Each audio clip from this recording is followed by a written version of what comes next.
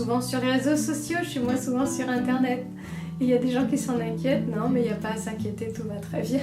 Tout va très bien. Je lis. Et ça me fait du bien aussi. Mais c'est même mieux, je trouve. Des fois, c'est différent.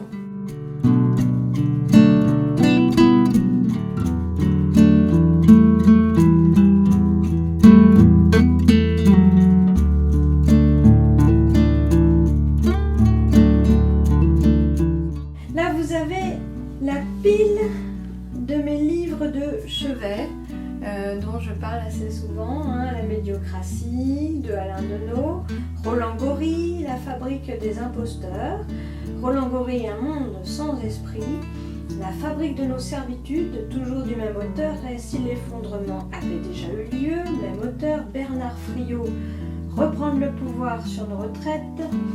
Et là, on a Abolir le chômage, la précarité, la pauvreté de Ensemble.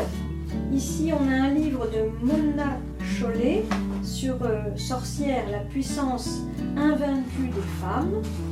Les vertus de l'échec de Charles Pépin. On a aussi En finir avec les idées fausses propagées par l'extrême droite. Voilà. Ça, c'est mes livres de chevet. Et il y en a un aussi que j'aime beaucoup, que je relis notamment en ce moment. Hein, c'est Parasite de Nicolas Framont. Je le lis et le relis très souvent. Il y a des pages qui sont cornées. Il y a des passages que j'ai soulignés, que j'ai mis entre parenthèses. Ça, c'est les livres que j'aime bien. J'écris dedans même. Je fais des traductions. Par exemple, tous les anglicismes, je les traduis en termes français. Parce que ça n'a pas le même sens. Et la lecture, pour moi, devient beaucoup plus compréhensible. Alors, il y a un autre livre que j'aime beaucoup. Celui-ci, l'auteur est une sociologue qui s'appelle Monique Pinson-Charlot. Et le titre du livre, c'est Le méprisant de la République. Petite encyclopédie critique. Hein, c'est un petit livre, pas très épais, 9,90 €. Donc les éditions textuelles. Voilà. Et donc je vais vous lire un passage, je vais même essayer de chanter. Ouh là là, bon. Parce qu'il y a une partie qui est chantée. Donc page 21, La rue. On ne la traverse pas, on l'occupe. Le dynamisme, la détermination et la joie de nos corps engagés dans l'appropriation des rues de Paris en ces jours d'hiver puis de printemps 2023 constituent une des réponses au mépris écrasant de Monsieur le Président, le détournement de la chanson Le Déserteur de Boris Vian par les militants de la CGT et de ce point de vue savoureux. Monsieur le Président, je vous fais une lettre pour partir en retraite avant 64 ans. Vous êtes minoritaire dans l'opinion publique, vous êtes un dogmatique, un Gaulois réfractaire.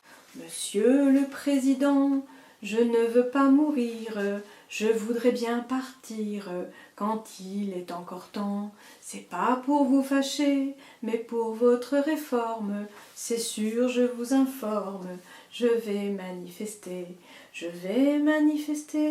pour moi et mes enfants quand il est encore temps. Et nous allons gagner. Depuis que je travaille, j'ai vu des gens cassés, j'ai vu des gens brisés, et même des funérailles. De votre palais doré, vous nous volez nos vies, affichez votre mépris, nous resterons soudés. Le peuple vous accuse, vous êtes un menteur, vous agitez les peurs, le peuple vous récuse. Retraite à 60 ans, c'est tout à fait possible, si vous changez de cible, si vous changez de camp. Pour votre financement, je ne peux pas cotiser 43 annuités, Monsieur le Président. S'il faut trouver des sous, vous êtes bon apôtre, avec la vie des autres, on ira jusqu'au bout. Les riches et les nantis devront, pour nos retraites, apprendre la défaite prévenez vos amis.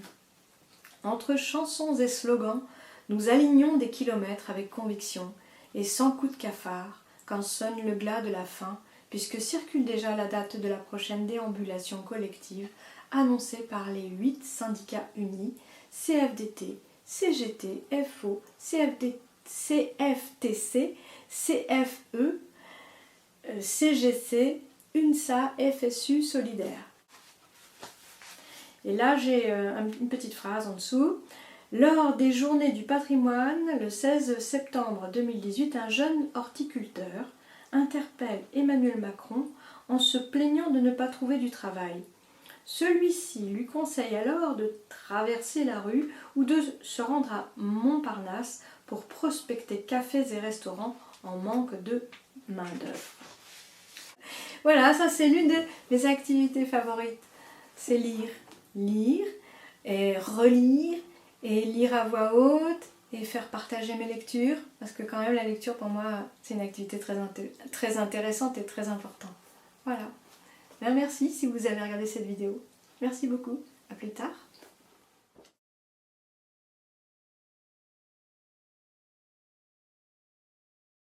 Voilà. Bon. Allez, c'est bon pour aujourd'hui.